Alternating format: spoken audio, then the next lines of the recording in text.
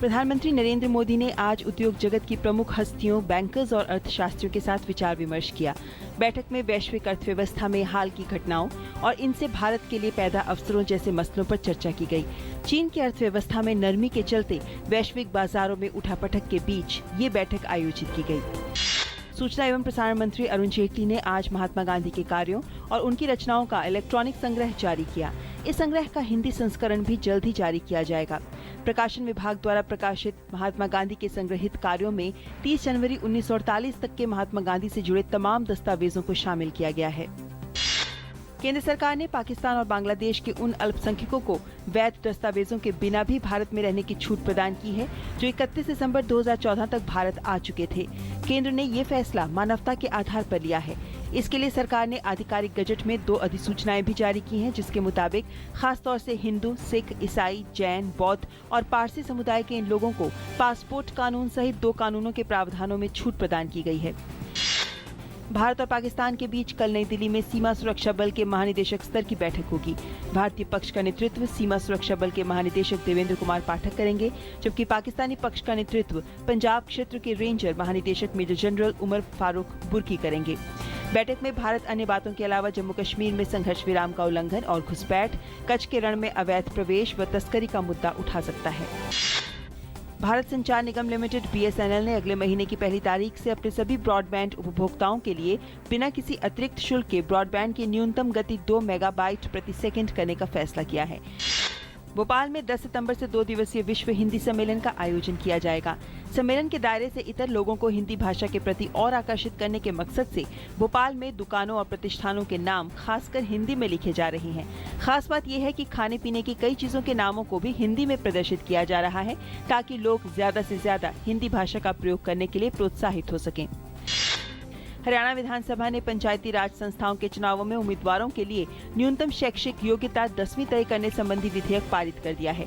इस विधेयक में उम्मीदवारों के घर में शौचालय होना अनिवार्य बनाने सहित कई अन्य शर्तें भी शामिल हैं। सरकार का कहना है कि शैक्षिक योग्यता तय होने से पंचों सरपंचों की कार्यकुशलता बढ़ेगी और उनका शोषण नहीं हो सकेगा। महाराष्ट्र सरकार ने राज्य में सूखे की मौजूदा स्थिति के मद्देनजर प्राकृतिक आपदा से प्रभावित जिलों में किसानों के बच्चों की 12वीं कक्षा तक की फीस माफ करने का फैसला किया है। सरकार ने राज्य में 1 करोड़ 35 लाख किसानों को 2 लाख रुपए की दुर्घटना बीमा पॉलिसी देने का भी फैसला किया है। मराठवाड़ा और पश्चिमी महाराष्ट्र के कुछ हिस्से गंभीर वर्षा की कमी से जूझ रहे हैं। महाराष्ट्र सरकार ने 355 तालुकों में से 69 तालुकों में सूखे जैसी स्थिति की घोषणा की है। असम में बाढ़ का पानी निमाती घाट, गोलपारा और धुबरी में अभी भी खतरे के निशान से ऊपर है। हालांकि गुवाहाटी में जल स्तर कम हो रहा है और डिब्रूगढ़ और तेजपुर में स्थिर बना हुआ है। राज्य के 19 जिलों में 14,42,000 लोग बाढ़ से प्रभावित हैं। केंद्रीय मंत्री सर्बानंद सोनोवाल ने कहा है कि जल्द ही बाढ़ का जायजा लेने के लिए एक उच्च स्तरीय दल आसाम जाएगा।